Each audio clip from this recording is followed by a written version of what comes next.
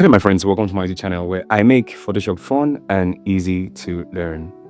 In this video, I'm going to be walking through the process of creating a poster like this inside of Photoshop, right? An easy product poster like this inside of Photoshop, right? If you've not subscribed to my channel, now is the best time to hit the subscribe button so that you don't miss any of the videos. Make sure you turn on the post notification so that you get a notification anytime I post a new video. Without having to say much, let's get started. So the first thing, click on File and New, and I'm just going to impute the name here.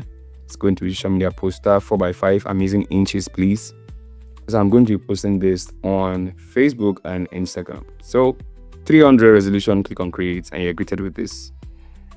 First things first, my foreground color, this is the color code I'm going to be using. So you can impute this there and click OK. Double click on the background color, or you can just swap and double click.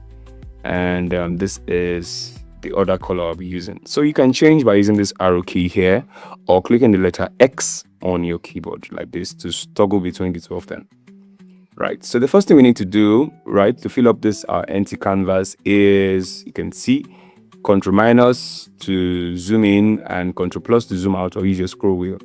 Click on solid color, and I'm just going to use the foreground color here, right, which is the darker color. Now click on adjustment, click on solid color. The next color I'll be using is this one in the background here. So I'm just going to click OK on this. Right, now click on the mask for this and click on Ctrl I to invert this. Now it has gone off, but don't worry, we just need a small amount of that. So click on the brush, make sure you turn off your cap locks, and make sure you increase the size of your brush like this. You can see how big the size of my brush is. Make sure it's not more than this, right? So make sure, since you're working on a black mask, make sure your foreground color is set to white to reveal this. So my flow is first set to 13, as you can see. So I'm going to reduce this and paint more on the edge, right? Because of course it has more light at the edge. So when this is done, the next thing I'm going to do is go over and bring in the product, which is very, very easy, and reduce it like this, and not necessarily being in the middle. I just love mine like this, right? So select the two of them here, these two layers, and group them, Ctrl G, and I'm just going to name this BG, which is background, right? I'm going to select the products, right, and I'm going to add shadow to the base. So click on a new layer just below the product itself and go over to select brush, and please make sure the brush you're using is this brush here. So under general brushes, make sure you scroll down. You're going to find this soft round pressure blah blah blah. So this is what you're using. So I'm going to make my brush smaller by using the bracket key next to the letter P, and turn my flow to 100. Click twice and immediately press Ctrl T and hold down Shift while you compress this to make this a flat surface shadow, just like this. And the next thing you want to do is move it closer to form a nice shadow effect here. And take it down, and this is what you have. Now you can duplicate this, Ctrl J to duplicate this, and yeah, you can add some blur to this, much more. Somewhere around here is good. Ctrl T, hold down Shift, and you can make this smaller instead, right? So you can have one shadow, two shadow. It's just trying to have dominance where you have your shadow. That's why I'm making double shadows like this, right? So when you're done with this, the next thing you want to do is go over to adjustment and solid color, right? Invert this, and we're going to do the same thing we did in the beginning, but this time a little bit different. We're going to add the shadows to this part here like this. You can see how I'm painting on just one side. So if you make a mistake, you can press Ctrl Z. Now I'm going to reduce my flow. I don't like my flow being on 100 when I want to do things like this, so that I can have total control. So when you want to clean, you can right? You can toggle between the foreground color and background color like this. And of course, this is what you have. So I have my shadow to this left hand side and I have my light areas to this right hand side. So everything I'm going to be doing in this composition is going to follow this pattern because I have my light direction, right? So if you're doing a composition for your posters and for everything, make sure you follow your light source. It's very, very important. Follow your light source.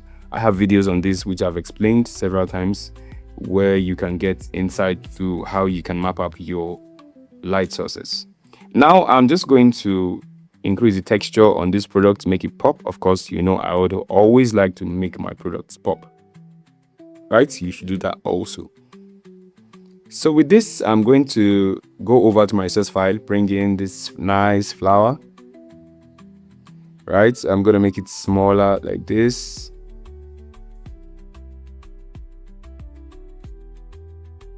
Click enter. I'm going to duplicate this and flip horizontal. I'm going to push this here to this part here. Duplicate again. And I'm going to bring this one, rotate this. Just make sure you have more on the left hand side than on the right hand side. Something like this is what I mean, right? You want to push this down and push it more to the left so you have more things there.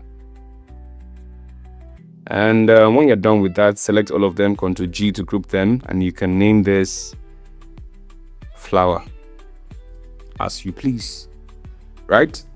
The main reason why I'm grouping my layers is just so I don't have 199 layers scattered around, and of course you know how it gets trying to adjust this. So curves adjustment layer, make sure you clip it to the flowers and make this curve here like this. Of course, you don't want it everywhere, so that's why we need to press Ctrl I to invert this. So press Ctrl I like this to invert this. And you might choose not to invert. I'm not inverting mine. So I'm just going to use my brush to reveal the area where I want the light to stay. But on this, I'm going back. I'm going to use exposure like this. And I'm going to turn the exposure down like this. And this is what I'm going to invert. Ctrl I to invert this. And with my brush selected, I'm going to paint on areas where I want to be very dark. Like all these areas, you know, light would not get here. So I'm just going to make them dark.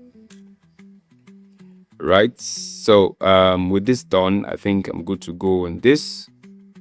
So now I'm going to focus on the product itself. Right. So but before that, I'm going to add a shadow behind the products, right?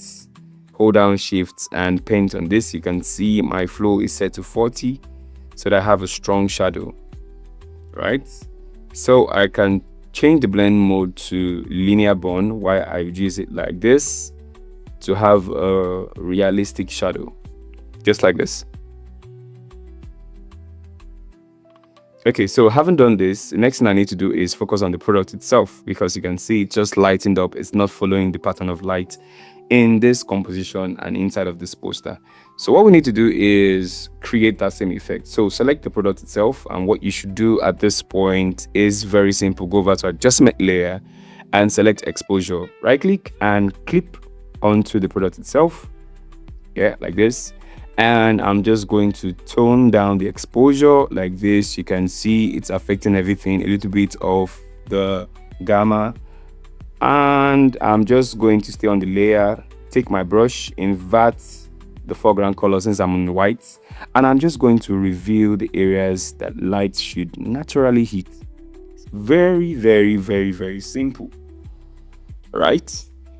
Now stay with me on this composition series because it's going to be exciting, how light actually works and how you can make perfect lightings and every other thing, your color grading and everything that has to do with perfect designing. Right? So as it stands, I have good light effects, I have good light source, and I'm following the composition and how light naturally hits this design. So to spice things up, we want a major light source. So to do this, I'm just going to go over to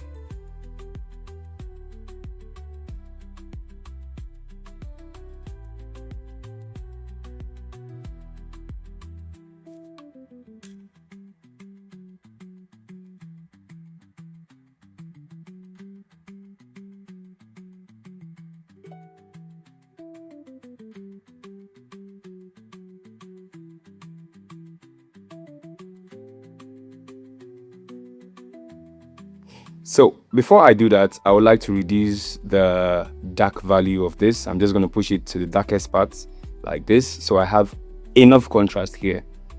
Right, so now that I have this, the next thing I need to do is to introduce a major light source, because as it is, we have, yes, we have mapped out where the light is going to come from, but we also need a major light source. I'm just going to name this plastic so we don't get it mixed up. And of course, this is going to stay the way it is, right? So I'm just going to go over to get my major light source. Now, this is part of the resource files too. Click the link in the description of this video to get your resource files. Now, this image is what I'm going to be using, but I'm just going to conceal the areas that I don't want using my brush on the mask, please.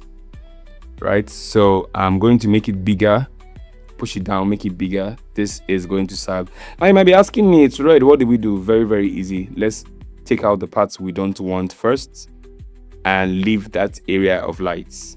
So what you should do is change the blend mode to luminosity, and easy peasy, you have your clean and simple light source. So now what you need to do is make it bigger for yourself like this by increasing it this way and like this. Now it doesn't end here. We must make sure that everything in our composition follows the light source well. So the first thing we need to do is go over to adjustment layer, click on brightness and contrast. Now increase the brightness. Right, so what we want to do here is invert this, and I'm going to use my brush to paint on these areas close to the light source. So these areas should be bright, just like this. Make sure you're not doing too much, like I said. So these areas naturally should be bright. The next thing I'm going to do is brightness and contrast. For this, I'm going to increase the contrast. This is for the general image, right? So the first one is for the brightness, the second one is for the general image. So areas like this should be bright too. And if you feel it's too much, you can go over to the layer itself and reduce the brightness like this to give you the right amount of brightness that you need. Right, as you can see, our product is ready. So let's add the next thing we need to add, which is the tag. So to do this, what we need to do is select the ellipse tool, go down shift to draw a perfect circle and move it in place. Double click on the thumbnail to change the color to this. Click OK like this. Duplicate this ellipse, Ctrl J. And yes, duplicated this, Ctrl T, and you want to make this smaller, and double click and make this the inner color. So with this done, I have a place tag for my text to stay. So I'm just going to go over to my text, bring it in and convert this, and I'm just going to move this in place so you can type yours out. I had typed mine out already, so I'm just going to have mine here, save 50% when you get this product, right? So every other details can be added to it, and at the end of the day, you have a nice looking social media flyer. And of course, the process it took to create this is what you've just learned. So if this video, you've learned something good, something new from this video, kindly give it a thumbs up and share this video with your friends, your loved ones, and somebody who wants to learn Photoshop. Till I come your way the next time, thank you for watching. And please, if you've not subscribed, kindly hit the subscribe button and turn on post notification so that I don't miss any videos I'll be dropping anytime from now. Ciao. With over 1,000 premium fonts, over 100 high-quality PSD flyer templates, over 700 icons, over 3,000 premium stock photos, 3,000 plus high-resolution backgrounds, 1,000 plus 3D and PNG assets, editable PSD templates, and lots more. If you're a creative designer, UI, UX, or web designer, the Smart Designer's graphics assets will make your life much more easier.